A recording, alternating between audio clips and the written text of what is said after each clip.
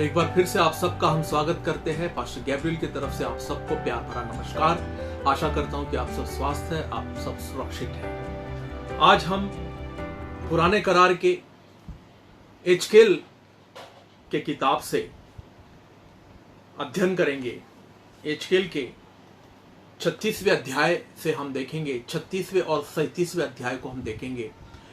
पुराने करार का एजकेल भविष्यवक्ता जो प्रभु यीशु मसीह के आगमन से तकरीबन 600 वर्ष पहले उसका एक काल था, जिस काल में एजकेल भविष्यवक्ता भविष्यवाणी के रूप में, भविष्यवक्ता के रूप में वहां पर उस काल में परमेश्वर ने उनको इस्तेमाल किया।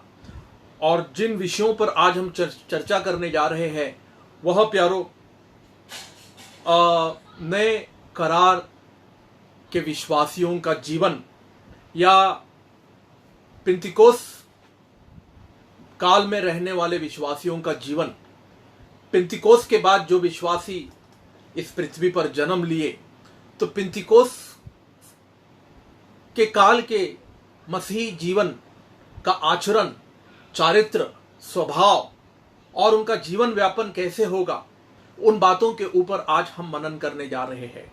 पर इन सारी बातों की कल्पना और इन सारी बातों का वर्णन कहीं ना कहीं परमेश्वर जो है 700 साल पहले, पिंतीकोस के कम से कम तकरीबन 650 साल पहले एजकेल को परमेश्वर दृष्टांत के द्वारा बताने का प्रयास कर रहा है कि आने वाले युग में, आने वाले समय में, जब मैं पिंतीकोस के दिन पवित्र आत्मा को उंडेलूंगा और पवित्र आत्मा जब मेरे बच्चों के हृदय में, उनके जीवन में बसा करेगा, जब मेरे बच्चे, जब मेरी संतान पवित्र आत्मा से भर जाएंगे, तो वह संतान का जीवन कैसे होगा, उनका आचरण कैसे होगा, उनका स्वभाव कैसे होगा, उनका चारित्र कैसे होगा, ये सारी बातों की कल्पना परमेश्वर कहीं ना कहीं एजकेल भविष्यवक्ता को 650 साल पहले बताने का प्रयास कर रहा है। क्योंकि एजकेल को ये बात का बिल्कुल अंदाजा नहीं था, बिल्कुल इस बात का अनुमान नहीं था कि पवित्र आत्मा का बपतिस्मा क्या होता है, पवित्र आत्मा भीतर भर जाना क्या होता है, पवित्र आत्मा से भर जाना या पवित्र आत्मा में चलने का मतलब क्या होता है।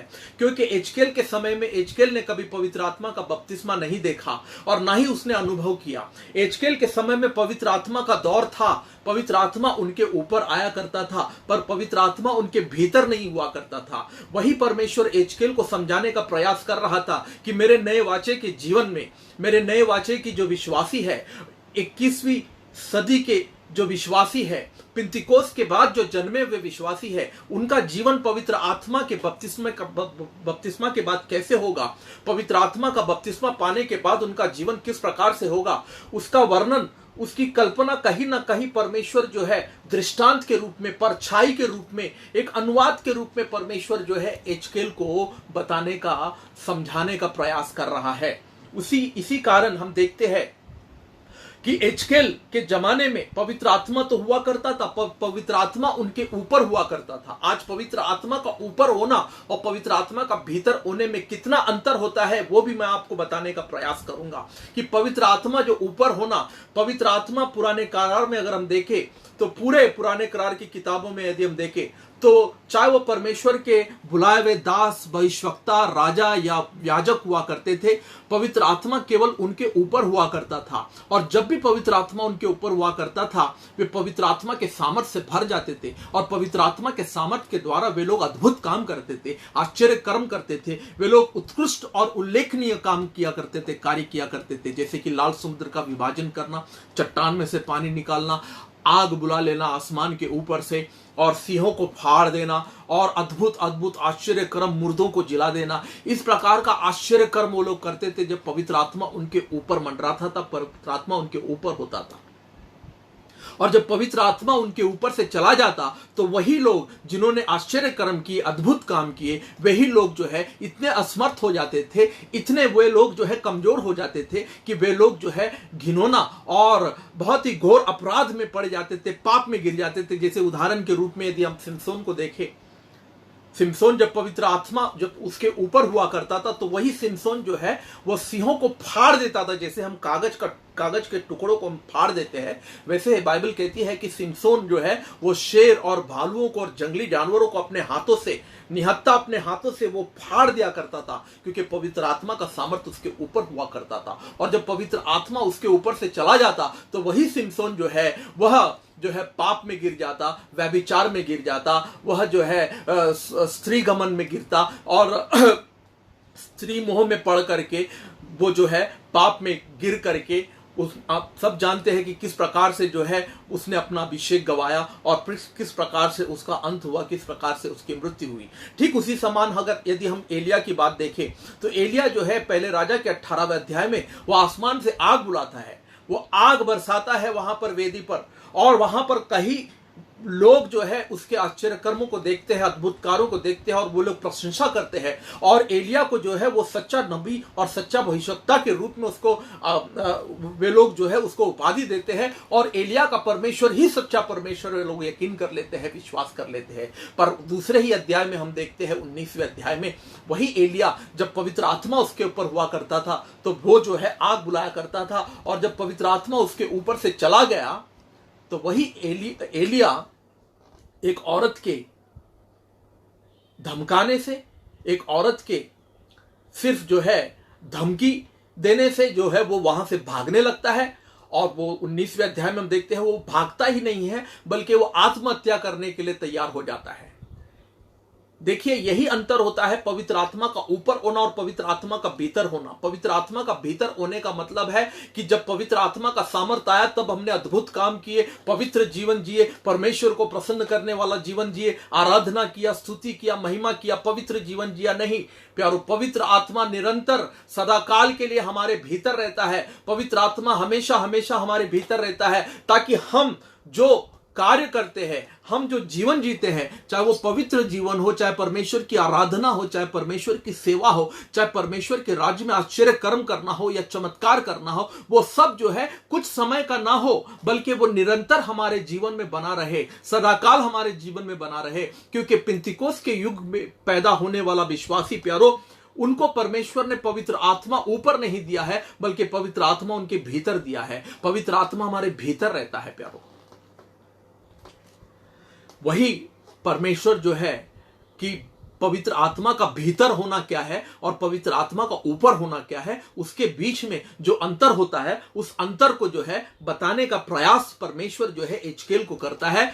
और एजकेल को उस पवित्र आत्मा के विषय में परमेश्वर जो है बताने का प्रयास करता है, जो आने वाले युग में यानी कि यीशु मसीह के मारे जाने के बाद, गाड़े जाने के बाद, उसके जी उठने के बाद जब वो परमेश्वर के दाहिने हाथ पर जाकर के जब विराजमान होगा और जब वो वहां से पवित्र आत्मा जब वो भेजेगा, और पिंतीकोस के दिन जब 120 लोगों के ऊपर जो पवित्र आत्मा उतरा और वह पवित्र आत्मा जो उनके भीतर आकर के जो आगमन करके उनके भीतर जो पवित्र आत्मा जो ठहर जाता है, वो भीतर जो पवित्र आत्मा रखता है और वो किस प्रकार का जीवन जीता है, उसके आचरण क्या होते हैं, ये समझाने का प्रयास कहीं ना कहीं परमेश्वर एजकेल को करता है। मान लीजिए एजकेल को, जैसे कि एक एजकेल को ये बात समझाना ये ठीक उसी समान था जैसे कि जंगल में जो आदिवासी लोग रहते हैं, आदिवासियों को जो है जंगल में आदिवासियों को कंप्यूटर सिखाने के बराबर था। जंगल में आदिवासी जो ढंग से कपड़े पहनना नहीं जानते हैं, उनको कंप्यूटर का ट्रेनिंग और कंप्यूटर का शिक्षण,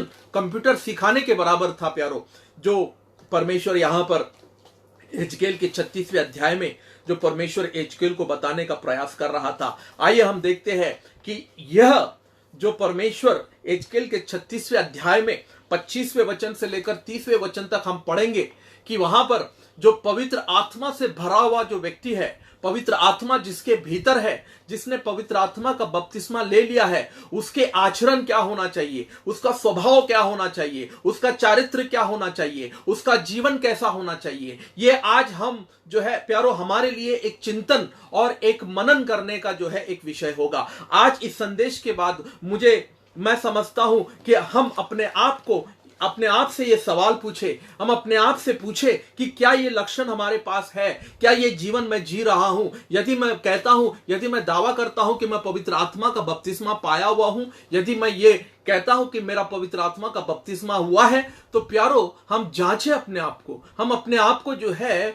हम ये इस बात का ख्याल रखें, हम चिंतन करें कि क्या जो बातें मैं बताने जा रहा हूं, जो 5 बातें जो परमेश्वर ने यहां पर बताई थी एजकेल को, क्या वो 5 बातें मेरे जीवन में है? क्या वो 5 विषय मेरे जीवन में है? तो ये 5 बातें यदि मेरे जीवन में नहीं है, इसका मतलब है कि मेरा नया जन्म नहीं हुआ है, इसका मतलब है कि मेरा पवित्र आत्मा का बपतिस्मा नहीं हुआ है। तो प्यारो, यदि पवित्र आत्मा का बपतिस्मा नहीं हुआ है तो इसमें निराश होने की कोई आवश्यकता नहीं है, इसमें मायूस होने की कोई बात नहीं है, दुखी होने की कोई बात नहीं है, क्योंकि पवित्र आत्मा सिर्फ मांगने से मिलता है। यदि हम सच्चे दिल से, पूरे मन से यदि हम प्रार्थना करें और पवित्र आत्मा के लिए ललायित हो और पवित्र आत्मा की अपेक्षा करें परमेश्वर से, पवित्र आत्मा मांगे परमेश्वर से अपनी प्रार्थनाओं में, तो वो जरूर हमें पवित्र आत्मा का बपतिस्मा देगा। प्यारो, पवित्र आत्मा दिया गया है, एक बहुत बड़ा वरदान है पवित्र आत्मा नए वाचे के विश्वासियों के लिए, पिंतीकोस्त के बाद पैदा होने वाले विश्वासियों के लिए सबसे महत्वपूर्ण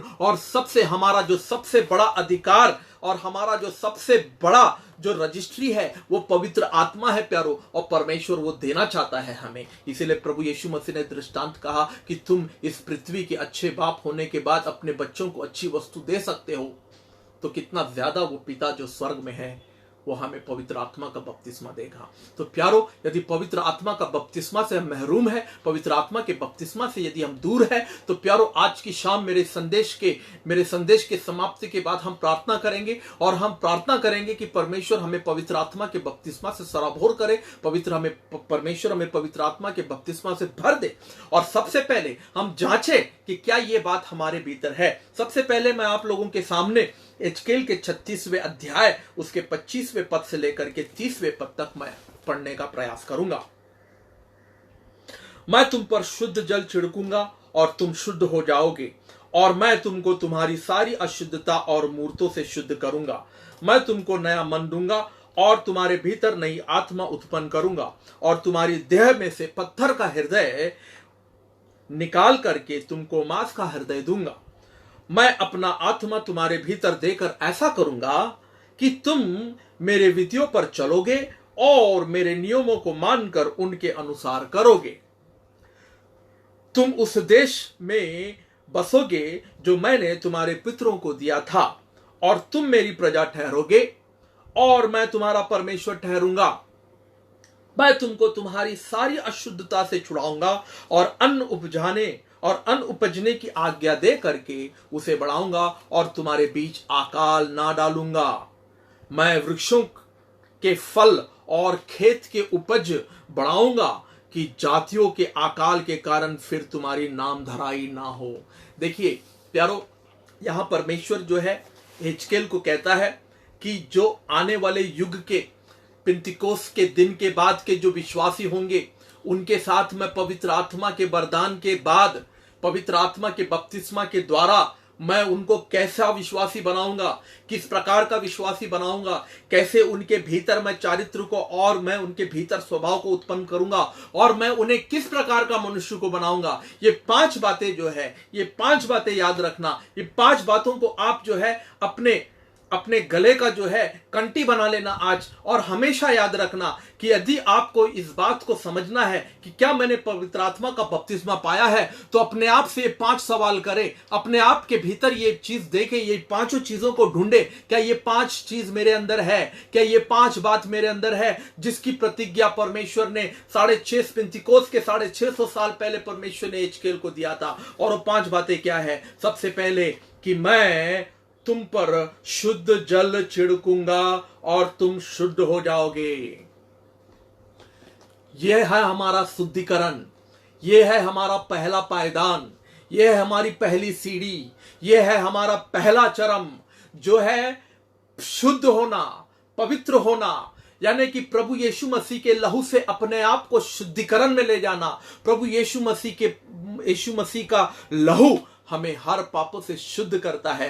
पहला यूहन्ना का पहला अध्याय उसके 90 पद में बाइबल कहती है कि उसके लहू के द्वारा हमारे पाप शुद्ध होते हैं। तो प्यारो, आज जो भी विश्वासी है या अविश्वासी है, सबसे पहले इन 5 बातों को पाने से पहले सबसे पहली चीज जिसकी आवश्यकता है, सबसे पहली जरूरत जो है प्यारो वो है शुद्धिकरण, यानी कि पाप की क्षमा, पाप से शुद्ध होना। और पाप का शुद्धिकरण, पाप से क्षमा वही पाता है प्यारो जो पाप का एहसास जिसको होता है, जिसको पाप का खबर होता है, जो पाप को जानता है, स्मरण करता है, जिसको इस बात का ज्ञात होता है कि मैं पापी हूं, मैं अपराधी हूं, मुझे क्षमा की जरूरत है, मुझे पाप क्षमा की जरूरत है और मुझे पाप शुद्धिकरण की जरूरत है। आज कई लोग हैं जिनको ये एहसास ही नहीं हो रहा है, वो अधार्मिकता का जीवन जी रहे हैं, पाप में जीवन जी रहे हैं, बुराई का जीवन जी रहे हैं, अत्याचार, व्यभिचार, हर प्रकार का दुराचार का जीवन जी रहे हैं, पर उनको बिल्कुल इस बात का खबर नहीं है, इस बात का एहसास नहीं है।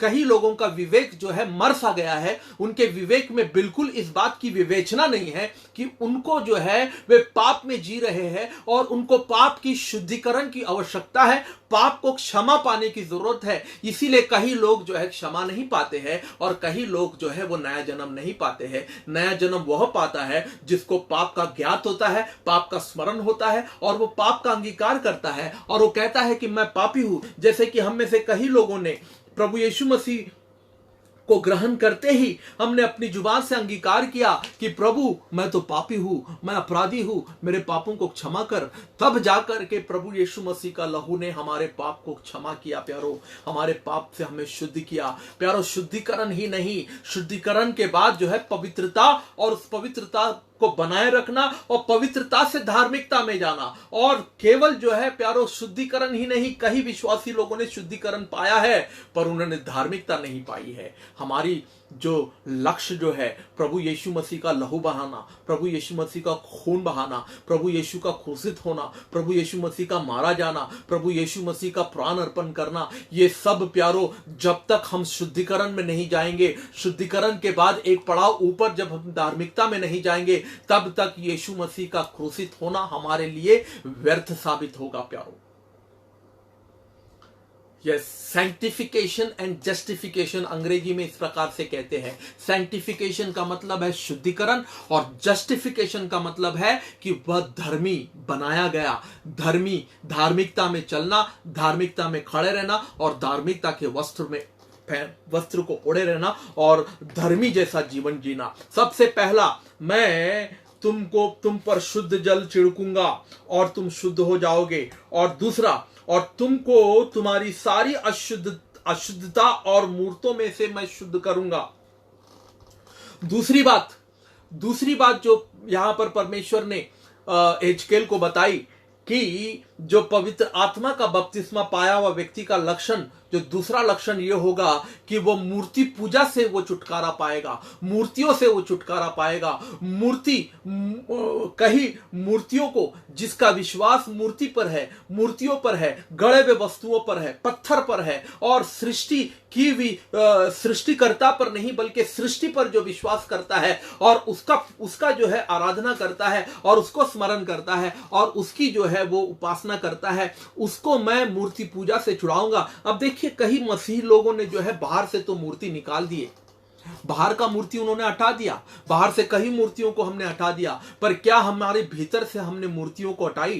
क्या हमारे अंदर, हमारे शरीर के भीतर, हमारे शरीर के भीतर जो लालसाएं है, हमारे शरीर के भीतर जो मूर्तियां है, जिसको हमने प्रथम दर्जा दिया हुआ है, जिसके ऊपर हम ज्यादा से ज्यादा जो है उससे समय बिताते हैं, चाहे वो हमारा पाप हो, चाहे हमारा स्वभाव हो, चाहे हमारा घमंड हो, चाहे अहंकार हो, चाहे जात को लेकर के, चाहे हमारे धर्म को लेकर के, चाहे हमारे मजहब को लेकर के, चाहे हमारे बुद्धि ज्ञान को लेकर के, हमारा पढ़ाई लिखाई, शिक्षण, रुपया, पैसा और इन सारी चीजों को लेकर के जब हम घमंड करते हैं, अहंकार करते हैं, वह भी हमारे लिए प्यारो मूर्ति बन जाता है। और जब प्यारो हो सकता है कि हम किसी पत्थर के सामने सर नहीं झुका रहे हैं, किसी मूर्त के सामने सर नहीं झुका रहे हैं, पर प्यारो मूर्ति पूजा क्या है? वो हर एक वस्तु जिसको हमने पहला दर्जा दिया है हमारे जीवन में, जिसको हमने प्रथम स्थान दिया है हमारे जीवन में, सर्वोच्च, सर्वप्रथम और सर्वाधिक केवल परमेश्वर होना चाहिए, परमेश्वर सबसे ऊंचा होना चाहिए। यदि आपने सबसे ऊपर और सबसे ऊंचा परमेश्वर को नहीं रखा है और उसके जगह पर किसी और वस्तु को रखा है आपने, चाहे वो आपका बिजनेस हो, चाहे आपका व्यापार हो, चाहे वो आपका धंधा हो, चाहे वो आपका ऑफिस हो, आपका मल्टीनेशनल कंपनी का नौकरी हो, चाहे वो आपका सोशल मीडिया हो, चाहे वो आपका फेसबुक हो, आपका टेलीविजन सीरियल हो, चाहे वो आपका व्हाट्सएप हो, चाहे आपका चाहता मन पसंदीदा खेल क्यों ना हो, स्पोर्ट्स क्यों ना हो, यदि आपने उन वस्तुओं को, इन सारी बातों को यदि आपने पहला दर्जा दिया है, यदि आपने उसको परमेश्वर से भी ज्यादा तवज्जो दी है और महत्वपूर्णता उसको दी है, तो प्यारो वो आपके लिए मूर्ति बन चुका है। और अभी भी कई मसीही लोग वो कहते तो है कि हम परमेश्वर मेरा सर्वप्रथम है, सर्वोच्च है, सर्वाधिक है और मेरा सब कुछ यहोवा है। तो क्या प्यारो, हमने हमारे हृदय में से इन सारे वस्तुओं को निकाल फेंका है, इन सारे वस्तुओं को हमने हटा दिया है? क्या हमारा मन जो है प्यारो आज केवल और केवल परमेश्वर पर लगा हुआ है? क्या आज हम सुबह शाम केवल और केवल परमेश्वर की बातें सोच रहे हैं, या हमारे दिमाग में कुछ और चल रहा है? ज्यादा से ज्यादा हम क्या सोचते हैं हमारे दिमाग में, ज्यादा से ज्यादा हमारे दिमाग में क्या विचार आता है, उस पर आधारित होता है। उसी बात से हमें समझ में आ जाती है कि हमने हमारे जीवन में सर्वप्रथम और सबसे अधिक दर्जा और मुकाम हमने किसको दिया है, सबसे बड़ा दर्जा, सबसे बड़ा पदवी और सबसे बड़ा स्थान हमने किसको दिया है? दूसरी बात प्यारो, मूर्ति पूजा है। पवित्र आत्मा से बपतिस्मा पाया हुआ व्यक्ति वह मूर्ति पूजा से भी छुटकारा पाता है। उसे जो है वो केवल बाहर से मूर्तियों को नहीं, बल्कि अपने भीतर से भी सारे मूर्तियों को उखाड़ फेंकता है। यही पवित्र आत्मा हमारे जीवन में काम करता है। तीसरी बात यहां पर परमेश्वर ने कहा 36वें अध्याय उसके 26 पद में, मैं तुमको नया मन दूंगा और तुम्हारे भीतर नई आत्मा उत्पन्न करूंगा और तुम्हारा देह में से पत्थर का हृदय निकाल करके मांस का हृदय दूंगा। जी हां, यह है तीसरी बात जो पवित्र आत्मा का बपतिस्मा पाया हुआ व्यक्ति का लक्षण, उसका चिन्ह। पवित्र आत्मा से भरा हुआ व्यक्ति, पवित्र आत्मा का बपतिस्मा पाया हुआ व्यक्ति, उसका हृदय पत्थर का हृदय नहीं, क्योंकि परमेश्वर कहता है कि पवित्र आत्मा का बपतिस्मा के द्वारा मैं उसके भीतर पत्थर के हृदय को निकालूंगा और मांस का हृदय दूंगा। पत्थर का हृदय प्यारो वह सबसे ऐसा कठोर हृदय होता है जो परमेश्वर के कार्य में, परमेश्वर के राज्य में, हमारी सेवकाई में, हमारे परमेश्वर के साथ संग चलने वाले जीवन में वो सबसे बड़ा रुकावट और सबसे बड़ा बाधा उत्पन्न करता है, कठोर हृदय। और एक कठोर हृदय किसका होता है? ये पत्थर का हृदय किसका होता है? ये पत्थर का हृदय वो व्यक्ति का होता है जो व्यक्ति कभी किसी को क्षमा नहीं कर पाता है। एक कठोर हृदय उसका होता है जो व्यक्ति कभी किसी को क्षमा नहीं कर पाता है, किसी के गुनाहों को, किसी के पाप को, या किसी ने यदि हमारे साथ कोई दुर्व्यवहार किया है, किसी प्रकार का गलत व्यवहार किया है कई वर्षों पहले, कई वर्षों तक हम उसको भूल नहीं पाते हैं, हम उसको क्षमा नहीं कर पाते हैं, हम उन घटनाओं को भूल नहीं पाते, हम उन घटनाओं को जाने नहीं देते हैं, उसको थामे रखते हैं और उस व्यक्ति के प्रति रंजिश रखते हैं, उस व्यक्ति के प्रति क्रोध रखते हैं हमारे मनों के अंदर, उस व्यक्ति के प्रति जो है गुस्सा रखते हैं। वो सारे लोग जो प्यारो, जिनको किसी व्यक्ति को, चाहे वो हमारा बाप हो, चाहे मेरी माँ हो, चाहे मेरा ससुर हो, चाहे मेरी सास हो, चाहे मेरी बहू हो, चाहे मेरा भाई हो, चाहे मेरा पड़ोसी हो, चाहे मेरा बॉस हो, चाहे मेरा शिक्षक हो, टीचर हो, कोई भी व्यक्ति हो, किसी ने मेरा, मान लीजिए किसी ने मेरा बहुत बड़ा नुकसान और बहुत बड़ा मुझे चोट पहुंचाया है, यदि हम उस व्यक्ति को क्षमा नहीं कर पा रहे हैं, उस व्यक्ति को, उस घटना को हम भूल नहीं पा रहे हैं, तो इसका मतलब है कि आज भी कहीं ना कहीं हमारे भीतर जो है वो पत्थर का हृदय है। और पत्थर का हृदय लेकर के हम चल रहे हैं, पत्थर का हृदय लेकर के, न क्षमा करने वाला हृदय लेकर के अक्षमा जीवन जी रहे हैं हम लोग। और प्रभु यीशु मसीह ने कहा, यदि तेरे भाई के साथ यदि तेरे मन में किसी प्रकार का खोट है, या किसी प्रकार का यदि तेरे मन के अंदर उसके प्रति कोई गुस्सा है या क्रोध है, तो ये वेदी पर अर्पण चढ़ाने का कोई काम नहीं है, वेदी पर अर्पण चढ़ाने का कोई भी उसका मतलब नहीं है। वेदी पर अर्पण अर्पण बाद में चढ़ाना। जा पहले अपने भाई से सुलह करके आ, जा पहले अपने भाई को क्षमा कर, जा पहले उससे मिल और उसके सारे अपराधों को, उसके सारे पापों को क्षमा कर, उसके साथ सुलह कर, फिर उसके बाद आकर के वेदी पर अर्पण चढ़ाना। फिर उसके पश्चात तेरा जो अर्पण है वो कबूला जाएगा, वो स्वीकार किया जाएगा। आज कई मसीह लोग हैं, अर्पण तो देना चाहते हैं, बलिदान तो देना चाहते हैं, पूरा जिंदगी वे लोग निछावर कर देते हैं, दाव पर लगा देते हैं, मसीह के साथ चलते चलते समर्पण कर देते हैं, पर अपने भाई को क्षमा नहीं कर पाते हैं, अपने पिता को, अपने माता को, अपने सास को, अपने ससुर को, अपने बहू को क्षमा नहीं कर पाते हैं। और हर विश्वासी जीवन के भीतर, हर विश्वासी घर के अंदर, हर विश्वासी परिवार के अंदर ये समस्या है प्यारो। और ये समस्या जो है हमारे लिए जो है एक कैंसर बन करके जो है हमारे अंदर पनप रहा है। ये समस्या हमारे लिए जो है एक पहाड़ बन करके हमारे सामने जो है एक रुकावट का और अड़चन का और विघ्न उत्पन्न कर रहा है। पर पवित्र आत्मा का बपतिस्मा पाने वाला व्यक्ति अपने हृदय का जो है वो कमजोर होता है, अपने हृदय से वो कमजोर का मतलब सॉफ्ट होता है। यहाँ पर बाइबल कहती है कि मैं अपनी आत्मा तुम्हारे भीतर दे करके ऐसा करूंगा कि तुम मेरी विधियों पर चलोगे और मेरे नियमों को मानकर उनके अनुसार करोगे। 27वां पद, पत्थर का हृदय, माफ करना 26वां पद, पत्थर का हृदय निकाल करके तुमको मांस का हृदय दूंगा।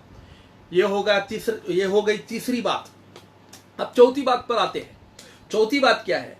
मैं अपना आत्मा तुम्हारे भीतर देकर ऐसा करूंगा कि तुम मेरी विधियों पर चलोगे। यस, पवित्र आत्मा का भीतर देना, पवित्र आत्मा का अंदर बपतिस्मा देना या पवित्र आत्मा को अंदर भेजना हमारे जीवन के भीतर, उसका मुख्य कारण क्या था? क्यों परमेश्वर ने पुराने करार के जैसे हमारे ऊपर ही पवित्र आत्मा को दिया? वो चाहता तो हमारे ऊपर भी पवित्र आत्मा को दे सकता था, जैसे पुराने करार में मूसा के ऊपर था, योशु के ऊपर था, गिदियोन के ऊपर था पवित्र आत्मा, सिमसोन के ऊपर था पवित्र आत्मा, एलिया के ऊपर था, एलिशा के ऊपर था, दानियल के ऊपर था, यरमाया हो, यशाया हो, चाहे कोई भी हो, उनके ऊपर पवित्र आत्मा था। तो क्यों ना परमेश्वर आज भी हमारे ऊपर पवित्र आत्मा दिया? क्यों हमारे भीतर पवित्र आत्मा देने की वजह क्या है? 27वें पद में हम देखते हैं, एजकेल के 36वें अध्याय के 36वें अध्याय के 27वें पद में हम देखते हैं, मैं अपनी आत्मा तुम्हारे भीतर दे करके ऐसा करूंगा कि तुम मेरी विधियों पर चलोगे और मेरे नियमों को मानकर उनके अनुसार करोगे। तुम मेरे विधियों को मानोगे और तुम उसके अनुसार चलोगे। यानी कि पवित्र आत्मा का देने का कारण, पवित्र आत्मा का देने का जो उद्देश्य ये है प्यारो, कि हम परमेश्वर का वचन जो सुनते हैं ना, जो परमेश्वर का वचन जो हम पढ़ते हैं, जो मनन करते हैं ना बाइबल में से, वो केवल सुनने वाले लोग नहीं, केवल पढ़ने वाले लोग नहीं बने, बल्कि उस वचन के अनुसार जीवन व्यापन करने वाले लोग बने। जी हाँ, उस वचन के अनुसार चलने वाले लोग बने। आज प्यारो, मसीह जगत के अंदर सुनने वालों की कमी नहीं है। एक बड़ी असंख्य मसीह जगत के अंदर देखे, यदि मैं 90 नहीं 99% यदि मैं कहूं तो मुझे कोई हर्ज नहीं होगा प्यारो। आज सुनने वालों की कमी नहीं है, कई लोग सुन रहे हैं। और आज सुनने के लिए हमारे पास इतने सारे यंत्र है, इतने सारे साधन है। आज से 25 साल पहले हमारे पास इतना साधन नहीं था। कहीं एक आध जगह पर बड़ी बड़ी मीटिंगें हुई करती थी और हम लोग दौड़ा करते थे वहां पर। कहीं एक आध जगह पर जो है बड़े परमेश्वर के सेवक आते थे, अभिषेक दास, और हम लोग दौड़ दौड़ कर जाते थे उससे सुनने के लिए। पर आज 15 साल 20 साल के अंदर जो है आज चित्र इतना बदल चुका है, आज समय इतना बदल चुका है कि आज हमें सुनने के लिए कहीं बहुत दूर या बहुत ज्यादा मेहनत या कोई ज्यादा मशक्कत करने की जरूरत नहीं है। आज घर बैठे बैठे हम सुन सकते हैं। आज जो है आज सोशल मीडिया का जमाना है। आज देखिए कितना भंडार है हमारे पास, ज्ञान का भंडार है। आज परमेश्वर का वचन की वर्षा हो रही है, परमेश्वर का वचन का सुनामी आ चुका है, परमेश्वर का वचन जैसे बाढ़ आ चुकी है। जी हां, आज सुनने की कमी नहीं है। आज हमारे बीच में जो है, जो कमी है वो ये है कि जो हम सुनते हैं उसके अनुसार चलने वालों की कमी है। जो भी हमने सुना उसके अनुसार करने वालों की कमी है प्यारो। यदि मसीह जगत के अंदर, चाहे वो भारत हो, चाहे वो कोई भी राज्य हो, मसीह जगत के अंदर हर एक राज्य के अंदर उनकी जनसंख्या में जितने भी मसीही लोग हैं वहां पर, उनमें से 10% मसीही लोग भी केवल सुनने वाले नहीं बल्कि सुन के उसके अनुसार चलने वाले लोग बन जाएंगे प्यारो। तो मैं आपको दावा करता हूं, मैं आपको चुनौती देता हूं कि हमारा मसीह जगत का एक बहुत ही एक अलग चित्र आप देख सकते हो। एक मसीह जगत को एक बिल्कुल अगले स्तर पर, एक अगले डायमेंशन पर आप देख सकते हो। हमारा चित्र बड़ा ही अद्भुत होगा प्यारो। पर दुर्भाग्यवश आज 99% लोग सिर्फ सुनते हैं। जैसे 2 कान होते हैं ना हमारे। किसी ने पूछा किसी व्यक्ति से कि ये 2 कान क्यों दिया गया है, तो उसने कहा कि एक कान से सुनना और दूसरे कान से छोड़ देना। तो हम में से कई लोग हैं जो कान से सुनते हैं, बाइबल तो पढ़ते हैं, बाइबल को तो पूरा हम लोगों ने चाट लिया है, आगे वाले पन्ने से लेकर पीछे वाले पन्ने तक, उत्पत्ति से लेकर के प्रकाशित वाक्य तक हमने थूक लगा लगा कर बाइबल के पन्नों को पलट पलट करके ना जाने हम लोगों ने कितनी बार बाइबल को पढ़ लिया। पर पढ़ना प्यारो, पढ़िए, अच्छी बात है, पढ़ना जरूरी है, पर पढ़ने से ज्यादा उस पर मनन करने की जरूरत है प्यारो। बाइबल कहती है, पहला अध्याय पहला वचन कहती है कि धन्य है वो पुरुष जो मेरी बातों पर मनन करता है। वो उस वृक्ष के समान है। कौन? मनन करने वाला, पढ़ने वाला नहीं। पढ़ने वाला तो बाइबल को 10 बार पढ़ सकता है, पर वो वृक्ष नहीं बन सकता है। मनन करने वाला, धन्य है वो। भजन संहिता का मैं पढ़ ही लेता हूं, पहला अध्याय। धन्य है वो, बाइबल कहती है, जो मेरे वचनों पर दृष्टि, धन्य है वह जो पुरुष, परंतु वह तो यहोवा की व्यवस्था पर प्रसन्न रहता है और उसकी व्यवस्था पर रात दिन ध्यान करता रहता है। ध्यान मतलब मनन करना। वह उस वृक्ष के समान है जो बहती नालियों के किनारे लगाया गया है और अपनी ऋतु में फैलता है और जिसके पत्ते कभी मुरझाते नहीं, इसलिए जो कुछ वह पुरुष करे वह सफल होता है। आज क्यों हम सफल नहीं हैं? आज क्यों मसीह जगत सफलता और कामयाबी, और क्यों मसीह जगत जो है अपने आप को हारा हुआ, अपने आप को पराजित महसूस करती है?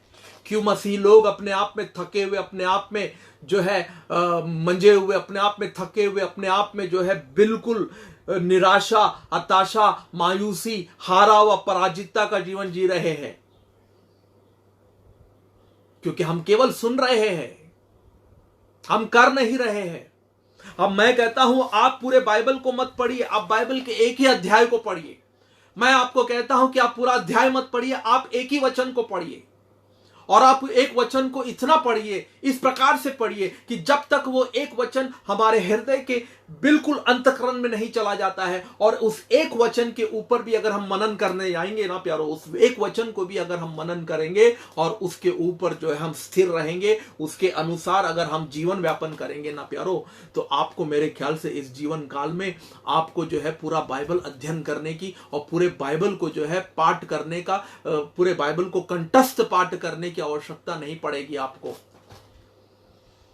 एक एक अध्याय, एक एक वचन को अगर हम धीरे से और बहुत ही पूरे मन से, पूरे हृदय से, पूरी सच्चाई से और आत्मा से और उस वचन के अनुसार चलने के लिए यदि हम पढ़े, तो मैं कहता हूं आपको बाइबल का एक एक वचन आपको जो है बदल करके रख देगा। आपके जीवन को जो है वो पूरी रीति से जो है यीशु मसीह के समान बना देगा। हम यीशु जैसा बनना चाहते हैं, पर कैसे? कोई जादुई छड़ी नहीं है परमेश्वर के पास कि आपके ऊपर जादुई चला दिया, जादुई छड़ी चला दिया आपके ऊपर, कोई मंत्र फूंक दिया आपके ऊपर और आप यीशु जैसा बन जाओगे। नहीं प्यारो, प्रभु यीशु मसीह बनना है, प्रभु यीशु मसीह जैसा जीवन व्यापन करना है, प्रभु यीशु मसीह जैसा चाल, उसका चारित्र और उसका आचरण को पाना है, तो उसके जैसा अपने जीवन को आज्ञाकारी बनाना होगा, क्योंकि उसने अपने जीवन को परमेश्वर के वचन का आज्ञाकारी बनाया। परमेश्वर का इच्छा अनुसार जीवन जीने का हर पल हर क्षण वो जो है अपनी इच्छा नहीं बल्कि अपने परमेश्वर की इच्छा पूरी किया करता था। तब जाकर के वो यीशु मसीह जो है पवित्र, धार्मिकता, विजयशाली, प्रभावशाली और एक बहुत ही अद्भुत जीवन उन्होंने इस पृथ्वी के ऊपर जिया। और आज यूं ही हम बाइबल कॉलेज जाकर के बाइबल स्टडी कर करके थियोलॉजिशियन बन करके या कोई बड़ा जो है तत्वज्ञानी बन करके, बुद्धिजीवी बन करके, पंडित बन करके हम जो है यीशु मसीह जीवन जी नहीं सकते प्यारो। हमें हर एक वचन जो परमेश्वर का है उस पर अध्ययन करना होगा, उस पर मनन करना होगा। जो कुछ भी हमने सुना, जो कुछ भी हमने पाया, वो प्यारो उसको हमने जब तक उसको नहीं छोड़ना है, तब जब तक हम उसके ऊपर चलते नहीं हैं। हम कहीं संदेश को सुनने का प्रयास करते हैं, अलग अलग सेवकों से संदेश सुनने का, जैसे अलग अलग बावर्चियों के हाथ से खाना खाने का जैसे कई लोगों को आदत हो जाती है, अलग अलग होटल में जाकर के, अलग अलग रेस्टोरेंट में जाकर के अलग अलग होटल का खाना खाने का जैसे कुछ लोगों को हैबिट हो जाता है, कुछ लोगों को आदत पड़ जाती है, वैसे ही हम कई मसीही लोगों को जो है अलग अलग परमेश्वर के सेवक लोगों के वचन को सुनने के आदी हो गए। सबका सुनना है, उनको सबका वचन लेना है, सबके विचार धारणाओं को पकड़ना है, सबके समझ को लेना, सबके विश्वास को लेना है, पर करना किसी का नहीं है। सारे प्रचारकों की सुनेंगे, वो सबका सुनेंगे वे लोग, पर करेंगे किसी के अनुसार नहीं।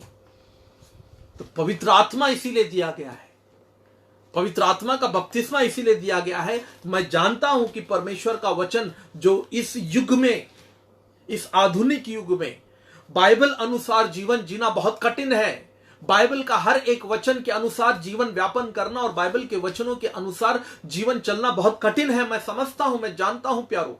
इसीलिए पवित्र आत्मा हमें दिया गया है, इसीलिए सहायक दिया गया है हमें। वो सहायक बनकर के हमारी सहायता करता है ताकि हम उसके वचनों को सुने, हम उसके वचनों को हम मनन करें और उसके वचन के अनुसार हम चले। इसलिए बाइबल कहती है ना कि जो मेरे वचन को सुनता है वो उसको करता है। वो केवल सुनने वाला नहीं, वो करने वाला बनता है।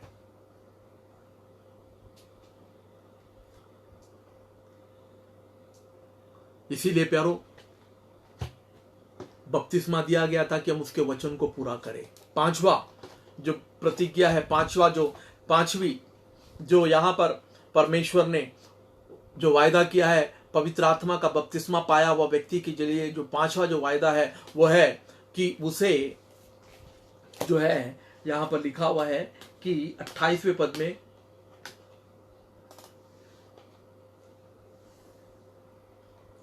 कि मैं तुमको सारी अशुद्धता से छुड़ाऊंगा। 29वां पद,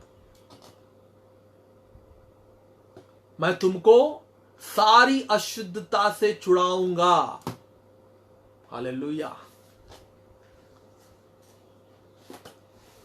प्यारो, जैसे एक मेम में दो तलवार नहीं रह सकते, जैसे सोते से खारा पानी और मीठा पानी दोनों नहीं आ सकता। कई बार बाइबल में कई वचनों को हम देखते हैं याकूब की किताब से भी कि एक ही मुख से हम परमेश्वर की आराधना और एक ही मुख से हम श्राप नहीं दे सकते हैं। वैसे ही प्यारो, एक ही जीवन में, एक ही हमारे शरीर के अंदर पवित्र आत्मा और दुष्ट आत्मा दोनों नहीं रह सकता है। पवित्र आत्मा हमें क्या बनाती है? दुष्ट आत्मा हमें क्या बनाती है? दुष्ट आत्मा से जब व्यक्ति भर जाता है, दुष्ट आत्मा से पूरी तरह से पीड़ित होता है, दुष्ट आत्मा से पूरी तरह से संक्रमित होता है, तो व्यक्ति क्या करता है? वो दुष्ट काम करता है, दुष्ट की तरह व्यवहार करता है। जो व्यक्ति दुष्ट आत्मा से भरा होता है वो दुष्टता की ओर जाता है, वो दुष्ट कार्य में मन लगाता है, दुष्टता करता है। और जो व्यक्ति पवित्र आत्मा से भर जाता है वो क्या करता है? वो पवित्र बनता है, वो पवित्रता से पवित्रता में जाता है, वो धार्मिकता से धार्मिकता में जाता है। यही एक सबसे सरल और सबसे जो है साझा और बिल्कुल साधारण तरीके से मैं आप लोगों को समझाने का प्रयास कर रहा हूं कि पवित्र आत्मा का बपतिस्मा यदि आपका हो गया है प्यारो, तो क्या हम पवित्र बन गए हैं? क्या हम पवित्र हो गए हैं? क्या हमारे अंदर पवित्रता आ गई है? क्या हमारे अंदर से सारे अशुद्धता चले गई? क्या हम अशुद्ध ख्याल, अशुद्ध विचार, अशुद्ध सोच क्या हमारे भीतर से चला गया है? अगर नहीं है, इसका मतलब है कि पवित्र आत्मा का बपतिस्मा अभी बाकी है। और पवित्र आत्मा का बपतिस्मा यदि हुआ है तो पवित्र आत्मा सबसे पहले हमारे भीतर से जो है वो अशुद्ध बातों को निकालना शुरू करेगा। और पवित्र आत्मा यदि हमारे भीतर यदि अशुद्ध बातों को नहीं निकाल पाया, इसका मतलब है कि कहीं ना कहीं हमने पवित्र आत्मा को इजाजत नहीं दी है, हमने पवित्र आत्मा को अनुमति नहीं दी है, हमने पवित्र आत्मा को कहीं ना कहीं वो अशुद्धता को बाहर निकालने की इजाजत और उसको हमने परमिशन नहीं दिया है। इसीलिए वो हमारे भीतर जो है, हमारे अंदर से जो है अशुद्ध बातों को निकालने में असफल रहा है, सक्षम नहीं रहा, असमर्थ हो गया। क्यों? इसका मतलब यह नहीं कि पवित्र आत्मा में सामर्थ्य नहीं है। पवित्र आत्मा तो धीन आत्मा है, पवित्र आत्मा तो सहायक बन करके आया है, वो सहायता करने के लिए आया है। जब तक आप उसके साथ, उसके संग, उसके कदम ताल से मिला करके जब तक नहीं चलोगे, तब तक पवित्र आत्मा आपके जीवन में सहायक बन करके कार्य नहीं कर सकता है। वो जबरदस्ती आपके हाथ को मरोड़ करके, आपको दबाव में डाल करके, आपका हाथ मरोड़ करके, हाथ घुमा करके वो आपसे काम नहीं करवाता है। वो आपकी अनुमति चाहता है, वो आपकी इच्छा चाहता है, वो देखना चाहता है कि क्या आप इच्छुक हो, क्या आप उस गंदगी से बाहर निकलना चाहते हो, क्या उस अशुद्धता से बाहर निकलना चाहते हो, क्या वो अश्लीलता से बाहर निकलना चाहते हो, क्या व्यभिचार से बाहर निकलना चाहते हो, क्या झूठ बोलने की आत्मा या कोसने की आत्मा या कुड़कुड़ाने की आत्मा या दोषारोपण करने की आत्मा या किसी की बुराई करना और किसी का जुगलबंदी करना और किसी के ऊपर छिटाकसी करने की आत्मा, ये सारे विचारों से और सारे आदतों से क्या हम बाहर निकलना चाहते हैं या नहीं चाहते हैं? यदि हम उसमें पड़े रहना चाहते हैं तो पवित्र आत्मा आ जाने के बाद भी पवित्र आत्मा हमारे भीतर से कुछ नहीं कर सकता है। पवित्र आत्मा तो वो सहायक है हमारा प्यारो, कि जब हम उसे, जैसे पतंग होता है ना, पतंग प्यारो, पतंग होता है ना, पतंग हम उड़ाते हैं। आप पतंग को जितना ढील दोगे ना प्यारो, पतंग उतनी ऊंचाई पर जाता है। जितना ढील दोगे आप पतंग को, पतंग उतनी ऊंचाई पर जाता है।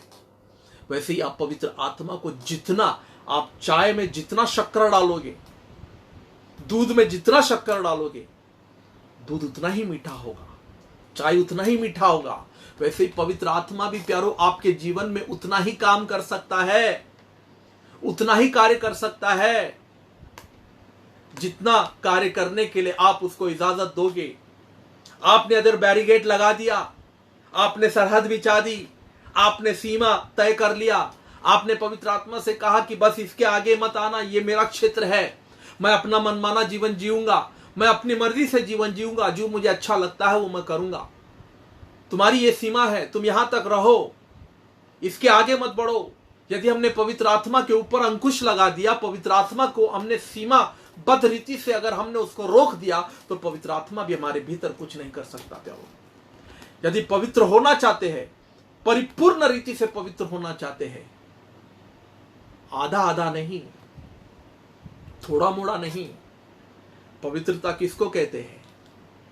आप जल जो पीते हो, पानी जो पीते हो, वो कौन सा पानी पीते हो? शुद्ध पानी पीते हो, बराबर। एक प्याला भर करके यदि मैं बोतल के अंदर एक पूरा प्याला भर करके, ये बोतल में पूरा प्याला मैंने भर दिया, पूरा बोतल मैंने जो है शुद्ध पानी से भर दिया, शुद्ध पानी से मैंने इस पूरे बोतल को भर दिया। ये मेरा पीने का बोतल है, पानी, ये मेरा प्यास बुझाने वाला, मेरा पीने वाला बोतल है, और मैंने इसको पूरी तरह से मैंने शुद्ध पानी, एक्वा पानी से मैंने इसको भर दिया, और इसके भीतर मैंने 2 बूंद, ज्यादा नहीं, 2 बूंद यदि मैं इसके भीतर गटर का पानी या सीवेज का पानी या गंदा कीचड़ का पानी, यदि 2 बूंद भी अगर मैं इसके अंदर मिला दूं, तो मुझे बताइए, क्या आप ये पानी पियोगे? क्या ये बोतल का पानी आप पियोगे? क्यों नहीं पियोगे? 98%, 99% पानी इसका शुद्ध है, सिर्फ 1% खराब है। पियोगे? नहीं पियोगे आप। ठीक उसी समान प्यारो हमारे जीवन में यदि हम कहते हैं कि नहीं, मेरे जीवन में थोड़ी पवित्रता तो है, थोड़ी पवित्रता मेरे जीवन में है, थोड़ा पाप भी रहेगा तो कोई फर्क नहीं पड़ता है, हम संभाल लेंगे, हम मैनेज कर लेंगे, पाप और पवित्रता दोनों को साथ में लेकर चलेंगे। प्यारो, ऐसी गफलत में और ऐसे भ्रम में मत रहना, क्योंकि ये परमेश्वर का कार्य, पवित्र आत्मा परमेश्वर ने इसीलिए नहीं दिया क्योंकि उसके अंदर दुष्ट आत्मा भी रहे और उसके अंदर पवित्र आत्मा भी रहे, दोनों कंपनी बना करके, दोनों झुंड बना करके रहे। नहीं प्यारो, पवित्र आत्मा का आने का मकसद है आपको पवित्र बनाना। पवित्र आत्मा का आपके भीतर आने का मकसद है आपको पूरी तरह से शुद्ध करना, पवित्र बनाना, आपको परिपक्व बनाना और आपको सिद्ध बनाना। और आप जब तक उसे इजाजत दोगे, जब तक आप उसको अनुमति दोगे, जितने क्षेत्र को आप खोलोगे अपने जीवन को, जिस कदर और जिस पैमाने पर, जिस हद तक आप खोलोगे, उतने हद तक वो आपके जीवन में झाड़ू लगाता रहेगा, झाड़ू लगाता रहेगा। जितना कमरा आप उसको खोल कर दोगे, उतने कमरे में वो झाड़ू लगाएगा।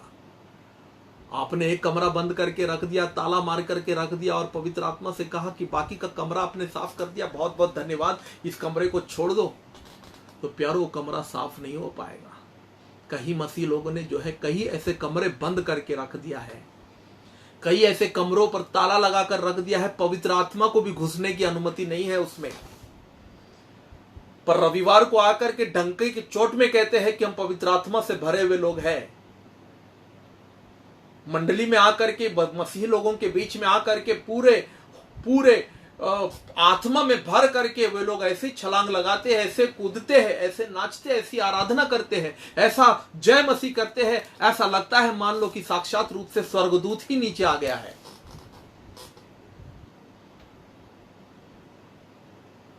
पर बिल्कुल उसके बाहर वाला जीवन यदि हम देखें, कलीसिया के चौकट के बाहर वाला जीवन यदि हम देखें, कलीसिया के दरवाजे से बाहर निकलने वाला बाद में बिल्कुल उसके बाद वाला जीवन देखे, तो प्यारो लगता नहीं है कि यही व्यक्ति था जो रविवार को कूदता है, नाचता है, आराधना करता है, प्रभु की महिमा करता है, गाता है, बजाता है, जय मसीह कहता है और गले लग जाता है जय मसीह करते करते। लगता नहीं है। जब हम उसी व्यक्ति को बाजार में देखते हैं, वही व्यक्ति को हम सड़कों पर देखते हैं, वही व्यक्ति को हम घर परिवार में देखते हैं, वही व्यक्ति को हम जो है अपने पत्नी के सर पर डंडा चलाते हुए देखते हैं, गाली गलौज करते हुए, गंदी गंदी बातों से गाली दे करके जो है अपने पत्नी को और अपने बच्चों को टॉर्चर करते हुए जब हम देखते हैं, तो लगता नहीं है कि ये मसीह है। सबसे बड़ा कमी यह है प्यारो कि हमारे अंदर शुद्धता अभी वो आया नहीं है जितना आना चाहिए। पवित्र आत्मा इसीलिए दिया गया है ताकि वो शुद्ध हो जाए। और परमेश्वर कहीं ना कहीं एचकेल को ये सारा चित्र दिखा रहा था। एचकेल को इसका अनुभव बिल्कुल नहीं था। एचकेल क्या जानता है प्यारो, कंप्यूटर क्या होता है? वह तो जंगल में रहने वाला आदिवासी है, कपड़ा भी ठीक तरीके से पहन नहीं पाता है, पहनना नहीं जानता है, वो तो बिल्कुल नहीं जानता है कंप्यूटर क्या होता है, कंप्यूटर साइंस क्या होता है, चिप क्या होता है, मदरबोर्ड क्या होता है और रैम क्या होता है, डिस्प्ले क्या होती है, उसको तो बिल्कुल ही पता नहीं है। फिर भी परमेश्वर कहीं ना कहीं अपनी उदारता में और अपनी कृपालुता में और अपनी दया दिखाता है, उसको ये बताता है कि तू अपने पत्री में लिख। क्या लिख? अपने पत्री में लिख कि पेंतिकोस्त के बाद जो नया जन्म पाया वो जो विश्वासी होगा, उसका ये चाल चलन होगा, ये आचरण होगा, ये स्वभाव होगा, यह उसका चारित्र होगा, यह उस प्रकार का व्यक्ति होगा। जी हां, पवित्र आत्मा आया है पवित्र करने के लिए। पवित्र करना यह ऑप्शन नहीं है। अगर हम कहते हैं कि मैं मसीह का बच्चा हूं, यदि हम कहते हैं मैं परमेश्वर का संतान हूं, मैं मसीह का चेला हूं, तो आपको परमेश्वर प्यारो पवित्र करना चाहता है और आपको पवित्र बनने के सिवाय, पवित्रता के सिवाय आपके पास दूसरा कोई विकल्प नहीं है प्यारो। आप थोड़ा विश्वासी और थोड़ा अविश्वासी नहीं बन सकते। आप लोगों को धूल चटा सकते हो, लोगों के आंखों में धूल झोंक सकते हो, आप लोगों के बीच में बड़े ही अच्छे रीति से बैलेंसिंग जीवन, डिसेंट जीवन दिखा करके आप लोगों को जो है धोखा दे सकते हो। लोगों को जो है आप लोगों के साथ चतुराई जरूर कर सकते हो, पर परमेश्वर के आंखों में हम धूल नहीं झोंक सकते हैं। परमेश्वर तो ऐसे लोगों को छिटक देता है, इससे पहले कि वो गले पड़े परमेश्वर छिटक देता है, क्योंकि ये परमेश्वर का नियम है, परमेश्वर का सिद्धांत है। जैसे एक मेम में दो तलवार नहीं रह सकते हैं, एक सोते से खारा पानी और मीठा पानी नहीं आ सकता है, एक ही जुबान से मृत्यु की बातें और जीवन की बातें नहीं हो सकती है, वैसे ही एक विश्वासी पवित्र आत्मा और दुष्ट आत्मा दोनों से जो है अपने भीतर रखकर नहीं चल सकता है प्यारो। और ये सारी बातें, पहला जो प्रतिज्ञा है वो है मैं तुझे शुद्ध करूंगा। दूसरा प्रतिज्ञा है मैं तेरे हृदय के अंदर से जो सारे मूर्तियां हैं, जो मूर्ति गढ़ करके तूने रखा है, मूर्तियों के ऊपर भरोसा, और उसके बाद मैं तुझे तुम्हारे कठोर हृदय को निकाल करके तुझे मैं मांस का हृदय दूंगा। चौथी बात कि मैं तुझे पवित्र आत्मा का बपतिस्मा इसीलिए दूंगा ताकि तू परमेश्वर के वचन को माने, परमेश्वर के वचन पर विश्वास करे और परमेश्वर की आज्ञाओं को केवल सुनने वाला नहीं बल्कि उसको करने वाला बने, उसके ऊपर जीवन व्यापन करे। कि बाइबल कहती है याकूब के अध्याय में कि जो सुनता है, केवल जो सुनता है वो अपने आप को धोखा देता है। केवल सुनने वाला व्यक्ति अपने आप को धोखा देता है। और पांचवी बात कि पवित्र आत्मा 29 वचन कहती है कि तुम्हारी सारी अशुद्धता से छुड़ाऊंगा मैं तुम्हें। और उसके बाद जब अशुद्धता से जब छुटकारा मिलता है और अन्न उपजने की आज्ञा देकर उसे बढ़ाऊंगा और तुम्हारे बीच में अकाल ना डालूंगा, मैं वृक्ष के फल के खेत को उपज बढ़ाऊंगा। प्यारो, ये सारी बातें हमारे जीवन में जानते हो।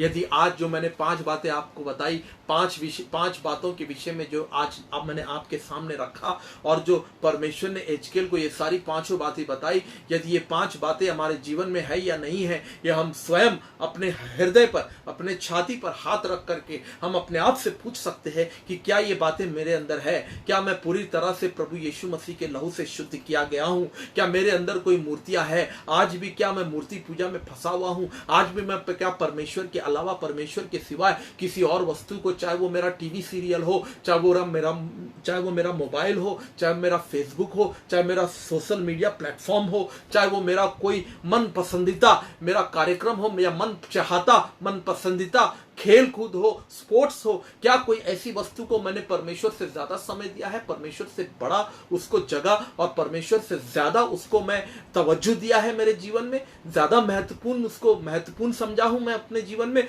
तो प्यारो, अपने छाती पर हाथ रखकर अपने आप से पूछे हम। पवित्र आत्मा का बपतिस्मा इसीलिए दिया गया है ताकि हम सुनने वाले नहीं बल्कि उसके वचन के अनुसार चलने वाले लोग बने। और 5वीं बात, पवित्र आत्मा का बपतिस्मा इसीलिए भी दिया गया है ताकि हम पवित्र बने और एक दिन हम पवित्र होकर के हम उसके उठा लिए जाने के लिए। याद रखना, वो किस प्रकार की कलीसिया और किस प्रकार के दुल्हन को लेने आ रहा है, वह जो है शुद्ध, पवित्र और अपने आप को जो तेजस्वी, बिना झुर्रियों वाला, बिना दाग वाला, जिस पर कोई पाप नहीं हो, निस्वार्थ, निष्पाप और निष्कलंक कलीसिया को लेने आ रहा है। प्यारो, यदि आप ये सारी बातें अपने जीवन में देखना चाहते हो, अपने जीवन में इन सारी बातों को पाना चाहते हो, प्राप्त करना चाहते हो प्यारो, तो आपको ये सारी बातें, यदि आज इन बातों को सुन करके अगर आपको ऐसा लगता है कि आज कहीं ना कहीं मेरे अंदर कमी है, मेरे अंदर कहीं ना कहीं त्रुटियां है, मैं अभी भी परिपक्व नहीं हूं, परिपूर्णता से मैं नहीं चला हूं, मैं पवित्र नहीं हूं, मैं परमेश्वर का वचन नहीं मान रहा हूं, मैं आज्ञा नहीं मान रहा हूं, तो प्यारों निराश होने की जरूरत नहीं है, हताश होने की कोई आवश्यकता नहीं है, दुखी होने की कोई आवश्यकता नहीं है, क्योंकि 21वें पद में यहां पर लिखा हुआ ये सारी बातें आपको कैसे मिलेगा, कैसे मिल सकता है ये सारी बातें आपको। 31वां पद कहती है, तब तुम अपने बुरे चाल चलन और अपने कामों को जो अच्छे नहीं थे स्मरण करके अपने अधर्म और घिनौने कामों के कारण अपने आप को घृणा करोगे। 37वें वचन, माफ करना 37 वर्ष में जो है लिखा गया है 36 का 37वां पद में, परमेश्वर यहोवा यो कहता है, इजराइल के घराने में फिर मुझसे विनती की जाएगी, इजराइल के घराने में फिर मुझसे विनती की जाएगी कि मैं उनके लिए ये करूं, अर्थात मैं उनमें मनुष्य को गिनती भेड़ बकरियों के समान बढ़ा दूंगा। यस, परमेश्वर यहोवा यो कहता है, इजराइल के घराने में फिर मुझसे विनती की जाएगी कि मैं उनके लिए ये करूं। यस, यदि आज हम विनती करेंगे, यदि आज हम प्रार्थना करेंगे, यदि हम प्रायश्चित और पश्चाताप के द्वारा परमेश्वर के सम्मुख आकर के कहेंगे कि परमेश्वर मुझे ये सारी बातें, मेरे अंदर ये कमियां हैं, मेरे अंदर ये त्रुटियां हैं, मैं इन सारी बातों को पाना चाहता हूं, मैं अपने आप को शुद्धिकरण में ले जाना चाहता हूं, मैं शुद्ध होना चाहता हूं प्रभु, मेरे भीतर से वो सारे मूर्तियों को निकाल प्रभु, मेरे भीतर से वो कठोर हृदय को निकाल, न क्षमा करने वाले हृदय को निकाल, क्षमा करने वाला हृदय को डाल और मेरे अंदर एक मांस का हृदय डाल। यदि प्रायश्चित पश्चाताप के साथ अगर हम परमेश्वर के पास आएंगे और बपतिस्मा के द्वारा हम जो परमेश्वर का वचन है उसको पूरा करने का सामर्थ्य परमेश्वर से मांगेंगे, परमेश्वर की आज्ञाओं पर चलने का सामर्थ्य परमेश्वर से मांगेंगे, परमेश्वर के वचनों को ऊपर चलने का सामर्थ्य यदि हम परमेश्वर से मांगेंगे तो परमेश्वर हमें अवश्य देगा। और परमेश्वर हमें 5वें वचन के अनुसार यदि हम प्रार्थना करेंगे, प्रतिज्ञा करेंगे परमेश्वर से प्रायश्चित के द्वारा, पश्चाताप के द्वारा परमेश्वर के पास आकर के हम कहेंगे कि परमेश्वर मुझे पवित्र बना प्रभु, मुझे शुद्ध कर प्रभु, मुझे पवित्र बना, पवित्र जन बना,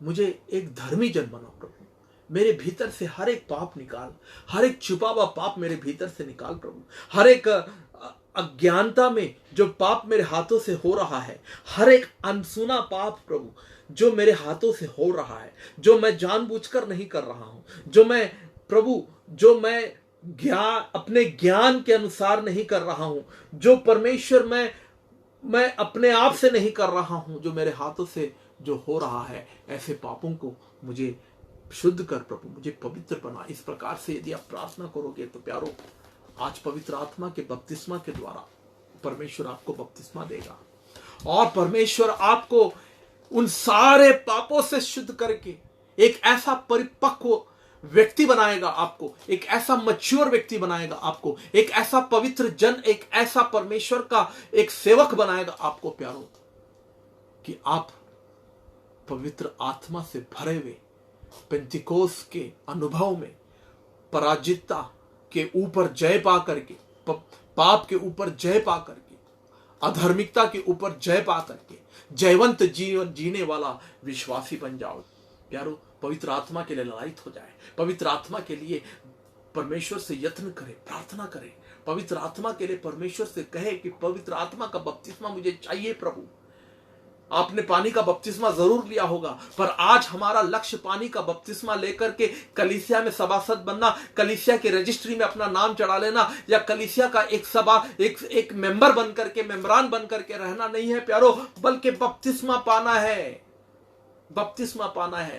परमेश्वर का जो लक्ष्य है, परमेश्वर का उद्देश्य है, परमेश्वर का जो परिपूर्ण योजना है हमें लेकर के, विश्वासियों को लेकर के, नए वाचे के विश्वासियों को लेकर के, वो ये नहीं कि हम पवित्र आत्मा, हम पानी का बपतिस्मा ले ले और मेंबरान बन जाए, कलीसिया का सदस्य बन जाए, या तो लीडर बन जाए, या तो अगवा बन जाए, कोई कमिटी चेयरपर्सन बन जाए, या तो फिर उसका कोई उसका जो है एम्बेसडर बन जाए। नहीं प्यारो, ये परमेश्वर की योजना नहीं है। ये हमारी योजना हो सकती है, ये हमारा एजेंडा हो सकता है, पर परमेश्वर की योजना ये नहीं है कि हम एक एक जो है कमिटी मेंबर बन करके रह जाए, या तो एक डायरेक्टर बन करके रह जाए, या तो एक संस्था का संस्थापक बन करके, संस्था चालक बन करके रहे। नहीं, वो चाहता है कि हम पवित्र आत्मा का बपतिस्मा पाए, पवित्र आत्मा से भर जाए, और पवित्र आत्मा से भर करके हम एक शुद्ध जीवन जिए, पवित्र जीवन जिए, परमेश्वर को प्रसन्न करने वाला जीवन जिए, और हर एक वचन जो बाइबल का है उसको पूरा करें, उन आज्ञाओं को रखें, उन आज्ञाओं को माने, उन आज्ञाओं को पूर्ण करने वाले लोग बने। यस, पवित्र आत्मा का बपतिस्मा की जरूरत है, हमें पवित्र आत्मा की बपतिस्मा की आवश्यकता है।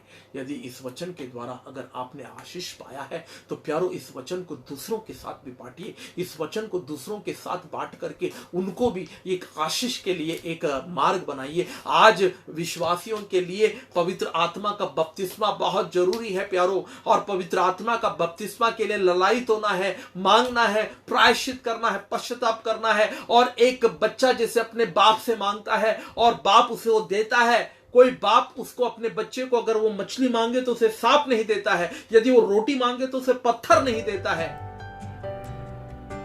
ठीक उसी समान जो हमारा पिता है, कितना ज्यादा यदि हम उससे मांगेंगे तो हमें पवित्र आत्मा देगा। पवित्र